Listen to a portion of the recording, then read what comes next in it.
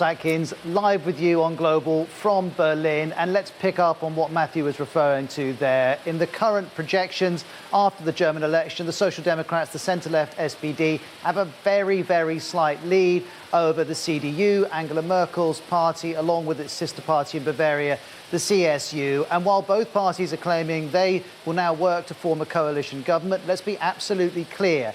It's not the party that comes first, it's the party who can join with other parties to form a coalition that gets it to 50% in the Bundestag. Let's look through some of the possibilities with the help of Sudha David-Wilp from the German Marshall Fund, which is an American think tank. Sudha, great to have you here on Global. As this coalition emerges, could take weeks, could take months, what are you looking for as the most significant policy decisions any particular matchup must take on?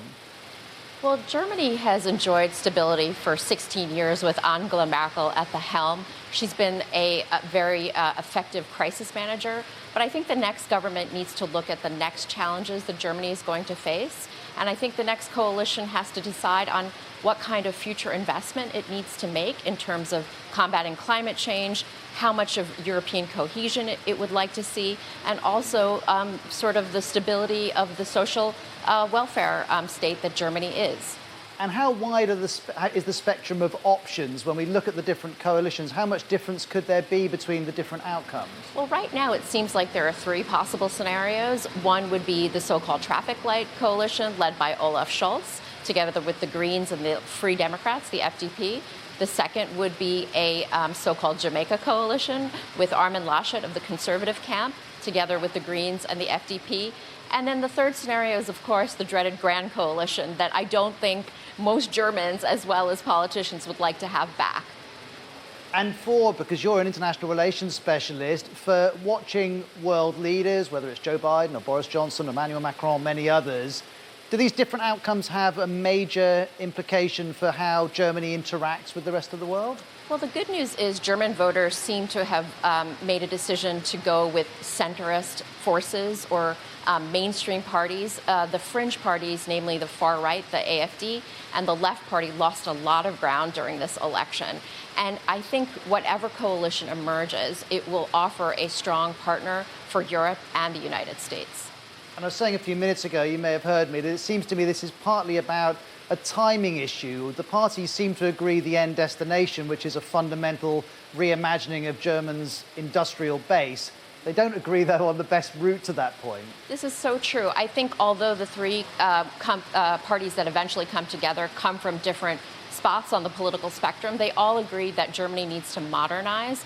The question is, what's the route to best take in terms of education for the country, how to meet the needs of technological change, and perhaps even future defense capabilities as the United States turns towards the Pacific and more inward-looking.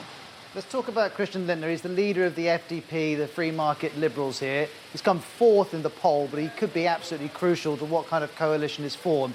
I was struck listening to him saying, I take climate change seriously, but I'm not willing to sacrifice the German economy. Now, if he really digs in on that, it could be quite hard for him to find common ground with the Greens and the Social Democrats on the left of the spectrum.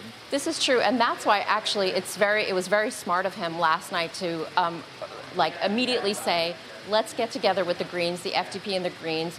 We're the parties that got the vote of the young people in Germany, and we actually have the most differences. So let's hash this out together when it comes to questions of fiscal discipline and how much we want to spend. And I think his mantra is fiscal discipline, but he also realizes that Germany needs to spend more in order to stay competitive. Just one last question. Is Germany heading towards some sort of political limbo between now and Christmas, where we have an outgoing chancellor, we have a new parliament, but no ruling government? Well, the good news for Germans is that Angela Merkel is still the caretaker of this government. The bad news for her is that she may have to give another New Year's Eve address if the coalition doesn't emerge by Christmas. Good to see you. Thank you very much indeed. Sudha David-Wilp, live with us here, Matthew, on Global.